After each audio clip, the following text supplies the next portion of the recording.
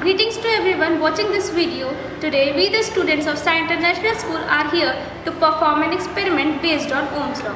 Ohm's law states that the current flowing inside a conductor is directly proportional to the voltage or potential difference inside the terminals of that conductor. So here are some materials that are required for Ohm's law experiment. The first one is battery eliminator, this one is ammeter, this is voltmeter, this is a standard resistor, rheostat and a plug key and some connecting wires. This is the battery emitter, which is the main power supply for the all components in a circuit. Then it is connected to the ammeter.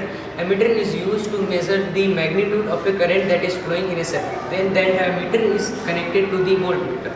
Voltmeter is used to measure the potential difference between 2 points in a circuit. Then that ammeter is connected to the rheostat, and rheostat is used to regulate the current in a circuit. Then rheostat is connected to the plug, and plug is used to open or close the circuit. For the current to flow properly, we have connected the positive terminal of the battery eliminator to the positive terminal of the ammeter.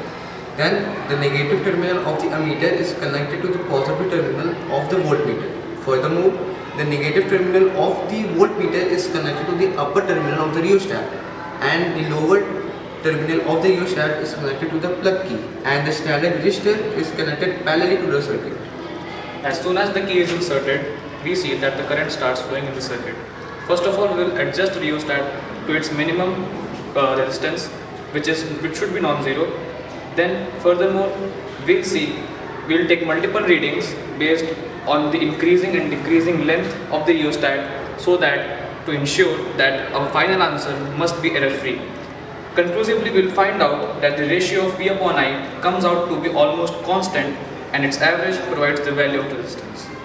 So basically we will get a V versus I graph where V is taken on the x-axis and I is taken on the y-axis, which indicates the linear relationship, gives us the value of resistance, and also shows us that the conductor which we have used here is a ohmic resistor.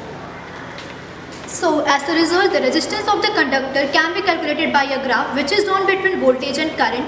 This graph will give the value of the resistance, and the temperature would remain constant. Thank you.